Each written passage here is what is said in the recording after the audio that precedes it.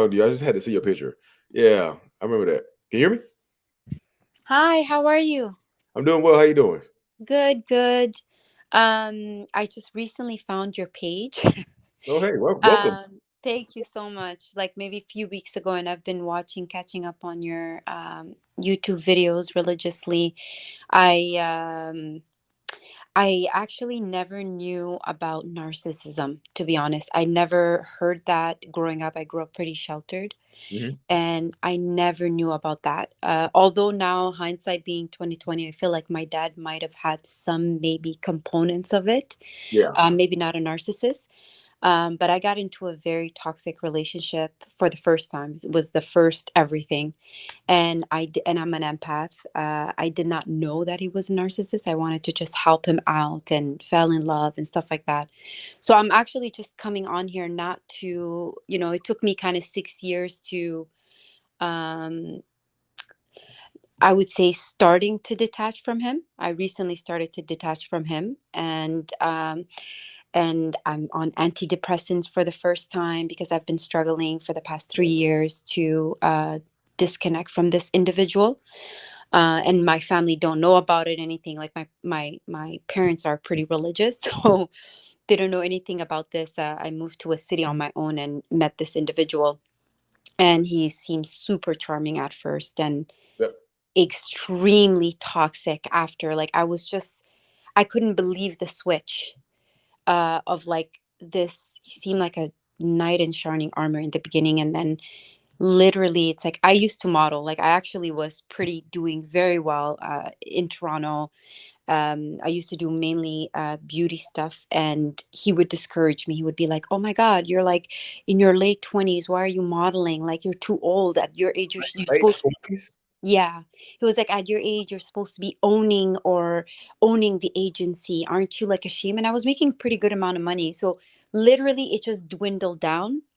Quit my modeling and went from job to another job. And it took me just honestly earlier this year to realize like there's nothing I can do to please this human being. There's nothing that I could have done. I was kind, I was loving. His parents even begged me to leave him. I'm not even Oh, joking. His geez. dad talked to me and said, I did get pregnant at some point. I ended up losing the baby. His dad was urging me to get rid of the child because he's like, I don't want you to be stuck with him. I swear to you. So I mainly just came on here. Honestly, I don't even know why I'm talking about him. I just wanted to tell anybody that's going through this type of like toxic relationship, someone who's abusing you. I really just wanted to send love and positive energy because I almost honestly was thinking of just quitting life. That's When, right there. That yeah, happened. That yeah, happened. Yep. I really was thinking of quitting life at several moments. And I'm recently on antidepressant. I'm feeling much better. And he's trying to come back into my life, and I don't have the heart to really cut him off. So I don't have the heart to cut him off, but I don't see him anymore. I try not to talk to him anymore. I don't like initiate any type of conversation. I just because I feel like he's also hurting, like he's kind of like xed out from his own family. Yeah. Um so but I just want to say to anyone who's out there, like I really am sending you guys a positive vibe, positive energy. Please keep strong.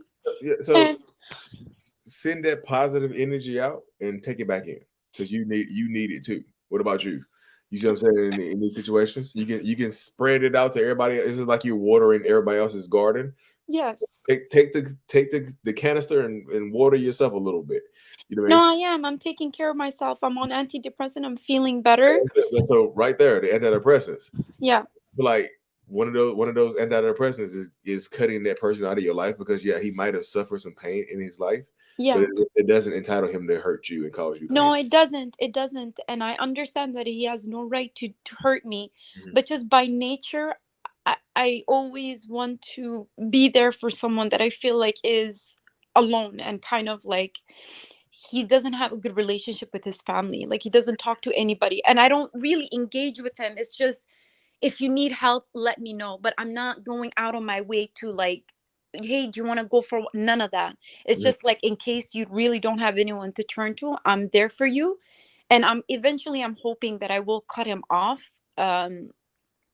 But I really just wanted to just send a positive vibe to everyone that's hurting, and please just keep strong. If you need intervention, if you guys, like, at first I was really like against antidepressants and stuff like that, but those things really do help. I just hope for anyone that's struggling with depression, and you're not alone, first of all, and second of all, please seek help. Like, there's resources out there available for you guys if you want to feel better and get better. And that's all I wanted to say, because it really does feel like you're going through this alone when you're being abused constantly.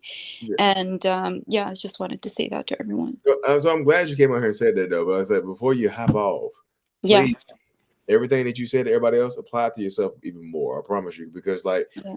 it doesn't sound like he deserves you in his life. I promise you, it doesn't. Just like because yeah, he might need help but like it's like he's in this pit. You see him in the pit. He's like, hey, you're in the pit. Hey, if you need me, I'll help you. And you reach your hand down, and he pulls Yeah. you back into the pit with him. You see what I'm saying? You don't want him to pull you. You don't need. No, he's not. He pulled me back several times before, and to the point where I didn't even want it to be here. But Yeah. since I've been on the antidepressants, I've been feeling so much better. It's been honestly life changing for me. So, So would you say he's one of the reasons possibly that you were on the antidepressants? oh, he's 100% the So, only reason so why I could was on. so could I've dealing with never been on antidepressants. I was sheltered. Like, I grew up very well. yeah My dad had some issues, but I can see that he had some sort of little issues. But I've never was exposed to this type of person. I was like, what's yeah. happening? I felt Uh, like I was going so crazy. I definitely understand, but I'm Yeah. understand just like because like you said you had the shelter life and things of that nature. I just feel like yeah, he's going to take advantage. He is weaponizing your empathy against you, your compassion, your kindness. Because I feel like everybody in the chat, we can feel the kindness pouring over us. We can feel it, but I also feel like continuously dealing with him while on antidepressants is counteracting the effect. It's like sooner or later you're gonna have to pop instead of popping one, you gotta pop two. You're like, why do I need two now? You know, like like Skittles. Like, You're funny. Yeah. Yeah. but I'm No, serious. Like I want the best for you. I promise. I don't know you, but yeah. I want you to win. I promise you. I know Thank you. you so You have. much. Oh, I can. I'm winning. I'm doing Yeah, so, I'm I can really feel doing a the lot. size I'm of your doing heart. so well. I can feel the size of your heart in the Oh, screen right thank you. now. But I'm just Thank saying, you. it's just like don't let your big heart be touched by the wrong person. You know what I mean? I just Yeah, feel like I agree. some Yeah. people don't deserve your light. You know, I know. I struggle with that. I really do struggle with that. My they nickname literally in high school was Mother Teresa. oh goodness, you're a I, cinema. s- You're a I cinema. swear to God, that was actually my nickname, because they're like, "Oh my gosh, she's so sweet." But it's just, for me, it's just I can't find it in me to like completely block him off. So sometimes, like, he'll message me. He's like, "Hey, how are you?" Just even just like having Does someone that to talk disturb to. you? Does it not disturb your peace though? When It he really, okay. Last Sunday, yeah, he yeah, asked me. I'm just curious because, like you said, you're doing so good, but I just feel like you might be having a good day. You're like, damn, I popped the antidepressant. You skipping down the road, and then you're like literally skipping, like, hey, how you doing? I just feel like does that not bring your energy down? It doesn't. It just makes me feel sad for him. It I makes me feel sad for him. just feel like the energy. It don't dip a little bit, just a little dip. No, I think honestly, I feel like whatever I'm on, the medication I'm on, it really is balancing Yeah. my mood. I feel like I pray for him all the time. I feel very sad for him, because it's like Mhm. he's in a trap. He doesn't realize that he has this problem. What if he does though? I just like what if he does? What if he does realize it and he's just playing like he doesn't know?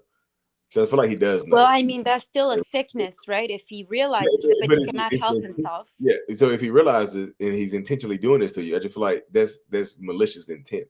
He's coming from a place of malicious intent where he's weaponizing your kindness against you. I just feel like being kind to the wrong person can like I said, right now it just feels like before I let you go, I know you say when you need to go, but like it's just like if you imagine like a cartoon, like he's shooting like a power beam at you, right?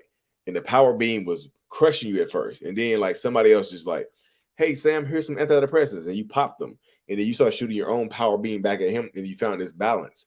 But sooner or later, he's going to shoot this. His beam is going to get stronger than those depressants. I promise you. He's going to do something or have some type of accident, or he's going to need you to be there, and it's something's going to happen. It always does. It always transpires. And I talked to thousands of people over the last few years. Something always happens where they need you to sacrifice something for. You have to sacrifice something. You know what I mean?